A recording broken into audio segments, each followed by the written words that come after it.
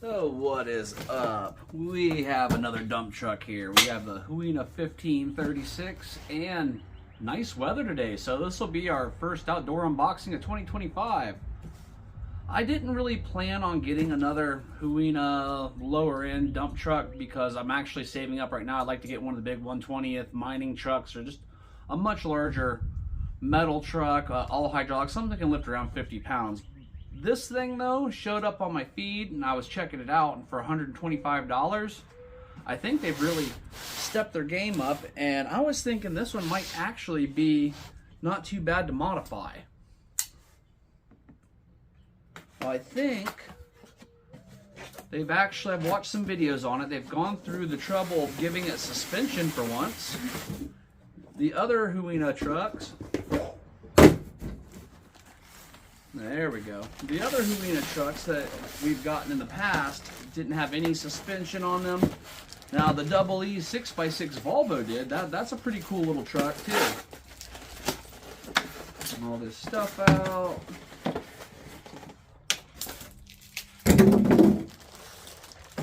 And here is the size of the thing. Now this is a 4x8. So all four wheels in the back have power. The four in the front do not. And the standard, you know, that's pretty nice radio for Huina. It doesn't feel bad in the hand. It's a good working radio. I haven't had any issues out of them. Well, it looks like we get the little thumb toggles for the radio switches and a screwdriver and a 1200 milliamp Li-ion battery. Now the front wheels, all four of them turn. So see that there. And that's pretty cool because that was a feature that I wasn't expecting when I first started looking at this truck. It has a pretty decent looking interior. We'll get in closer on all this later as well. We got some metal accents, this ladder. Both of these lights are supposed to work. I think it still has the same goofy sound kit as always, but pretty large bed. It has the metal lining in the bottom, and it has these two clips right here. So when your metal tailgate actually swings shut, these clips fasten it, and that's pretty cool. I'm pretty excited about that little feature as well. We'll have to get this off the rest of the way after we get some power going to it. And like some nice little accents, you know, fuel can, fuel tanks, clear windows. Let's have a look at the bottom. Okay, so we still have to set our trim points with this little adjuster here, so we won't have trim points on the radio, it looks like.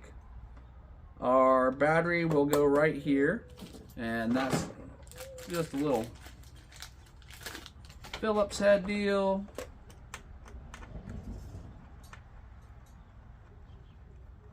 I'm actually surprised it's been as quiet as it has been. Normally on these outdoor boxings I get hit with all kinds of road noise.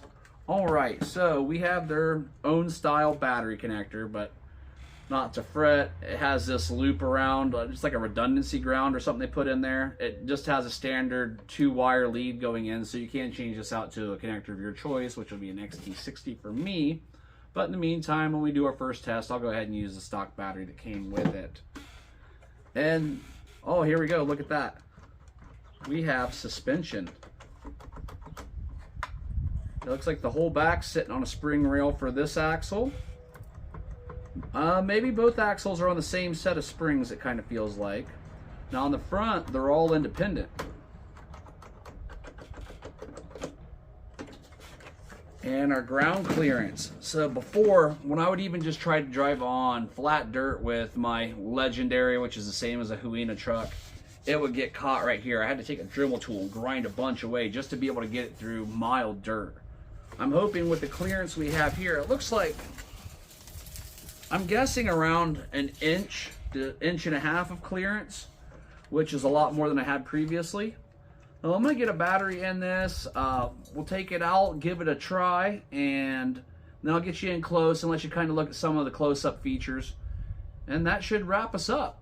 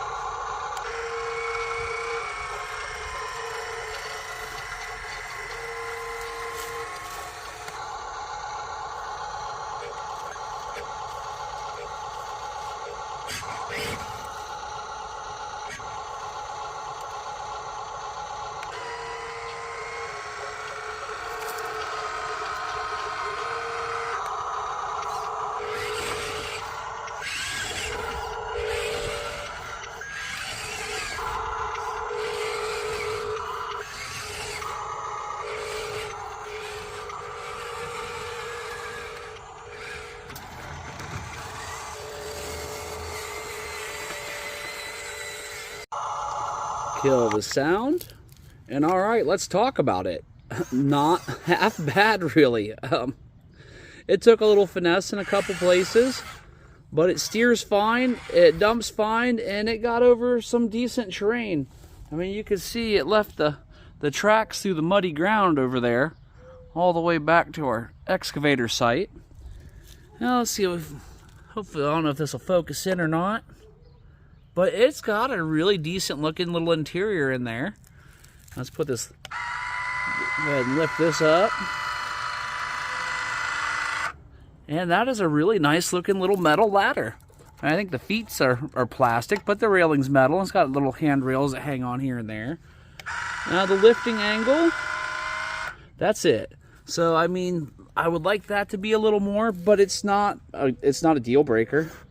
It still dumps. The biggest problem I had while dumping during our demonstration was I had so much dirt in there, it didn't want to slide through our dump gate in the back. And I have noticed, let's see, there we go. Now that it's clean, our lock worked real good. But when it's dirty, the lock still grabs, but there's a gap there. For $125, I've got zero complaints. This is a nice little addition. The tires are a little bit on the hard side, but there's room for upgrades on this. And this is something when I do get my bigger, better, badder truck, my grandson will really enjoy this truck. This is good enough that he can actually drive it out here on the job site with his little Bobcat, and it all should be pretty good. Well, thanks for watching, everybody. I'll leave a link for this in the description if you're interested. It did take a couple weeks to get here in shipping, but, you know, that can't be helped. Later.